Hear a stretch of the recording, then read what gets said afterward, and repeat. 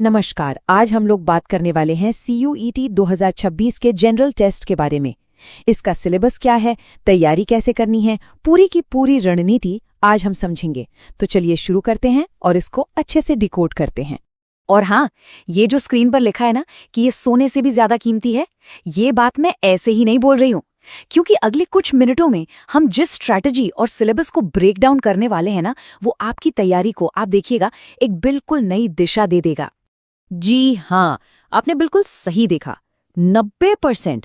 अगर आपने इस सेशन में बताई गई स्ट्रैटेजी को ठीक से फॉलो कर लिया ना, तो यकीन मानिए 90% से ज्यादा सिलेबस तो आपका समझिए ऑटोमेटिकली कवर हो जाएगा। और यही इस पूरी स्ट्रैटेजी की सबसे बड़ी, सबसे खास बात है। ठीक है, तो आज हम क्या क्या कवर करने वाले हैं? सबसे पहले हम देखेंगे आपकी CUET टेस्ट स्ट्रैटेजी क्या होनी चाहिए। फिर एक एक करके तीनों यूनिट्स को समझेंगे, रीजनिंग, क्वांटिटेटिव एप्टीट्यूड और जनरल नॉलेज। और आखिर में हम बात करेंगे आपके सफलता के रास्ते की। तो चलिए शुरू करते हैं हमारी पहली यूनिट से। ये वो सेक्शन है जो आपके दिमाग की ना असली कसरत कराएगा। यूनिट 1 यानी रीजनिंग, जिसे हम तर्क शक्ति भी कहते हैं। देखिए, ये सेक्शन आपकी लॉजिकल थिंकिंग और प्रॉब्लम को सॉल्व करने की एबिलिटी को टेस्ट करता है। अच्छा, अब रीजनिंग में ना मोटे तौर पर दो तरह के सवाल आते हैं। एक होता है वर्बल रीजनिंग, मतलब जहां लॉजिक शब्दों और भाषा पर आधारित होता है। और दूसरा होता है नॉन वर्बल रीजनिंग, जिसमें सारा खेल फिगर्स और इमेजेस का होता है, शब्दों का नहीं। तो पहले वर्बल रीजनिंग को समझते हैं। इसमें कुछ बहुत ही बेसिक लेकिन इम्पॉर्टेंट टॉपिक्स हैं, जैसे एनोलॉजी। इसमें आपको दो चीजों के बीच का रिलेशन समझना होता है। फिर आता है क्लासिफिकेशन। इसका सीधा सा मतलब है ऑड वन आउट, मतलब जो सबसे अलग है उसे पहचानो। और फिर है सीरीज, जिसमें एक पैटर्न पकड़कर आपको अगला नंबर या लेटर बताना होता है। अब देखिए, एनालॉजी का एक बहुत ही सिंपल सा उदाहरण। सवाल है, टीचर का संबंध स्कूल से है तो डॉक्टर का संबंध किससे होगा? जाहिर सी बात है, हॉस्पिटल से। बिल्कुल सही। बस यही सिंपल सा रिलेशन आपको पकड़ना होता है इन सवालों में। इसके अलावा भी कुछ और मजेदार टॉपिक्स हैं, जैसे कोडिंग डिकोडिंग। इसमें क्या होता है, लेटर्स को एक सीक्रेट कोड में बदल देते हैं। फिर क्लॉक और कैलेंडर के सवाल आते हैं। और हाँ, सीटिंग अरेंजमेंट और पजल्स, ये वो टॉपिक्स हैं जो सच में आपके दिमाग का अच्छा खासा टेस्ट लेते हैं। चलिए, अब आते हैं नॉन वर्बल रीजनिंग पर। यहाँ शब्दों का कोई रोल नहीं है, सारा का सारा खेल फिगर्स और डायग्राम्स का है। इसमें आपको मिरर और वाटर इमेज वाले सवाल मिलेंगे, पासे यानी डाइस और क्यूब वाले सवाल, पेपर को फोल्ड और कट करने वाले, और एक सवाल आता है जिसमें एक बड़ी फिगर के अंदर एक छोटी फिगर छिपी होती है, उसे ढूंढना होता है।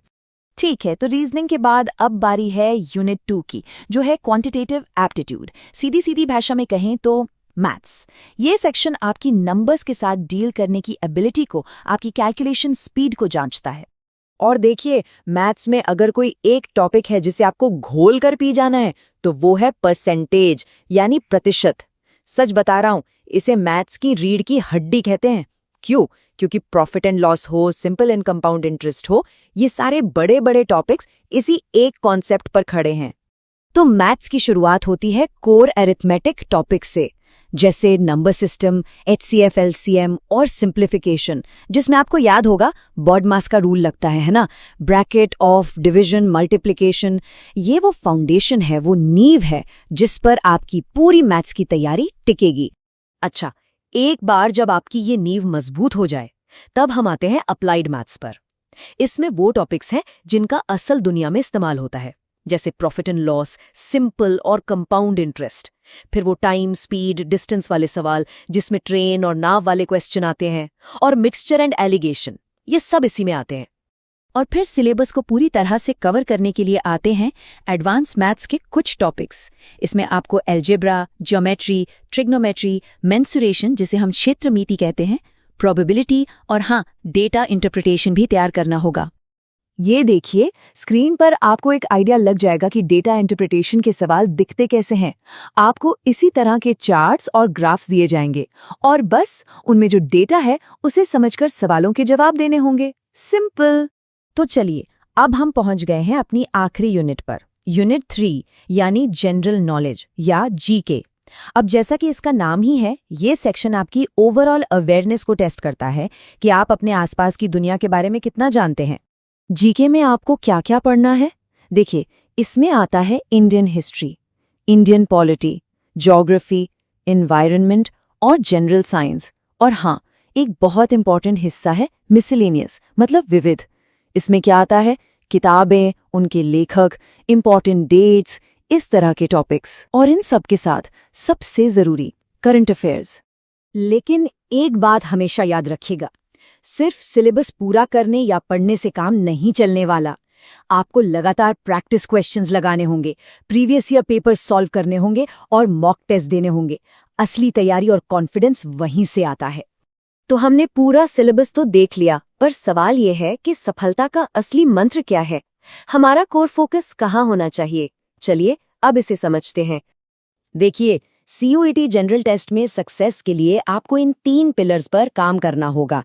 नंबर 1, रीजनिंग को मास्टर कर लीजिए, वर्बल और नॉन वर्बल दोनों। नंबर 2, मैथ्स को जीतना है, अरिथमेटिक से लेकर एडवांस्ड तक। और नंबर 3, जनरल नॉलेज को बिल्ड करना है, जिसमें स्टैटिक और करंट अफेयर्स दोनों को बैलेंस करके चलना है। और आखिर में बस एक बात, अगर आप चाहते हैं कि मैं हर एक टॉपिक को इसी तरह डिटेल में आसान भाषा में पढ़ाऊं, तो इस चैनल को सब्सक्राइब करना मत भूलिएगा, क्योंकि यहाँ आपको CUET की पूरी तैयारी मिलेगी, सही स्ट्रैटेजी, नोट्स और ढेर सारे प्रैक्टिस सवालों के साथ।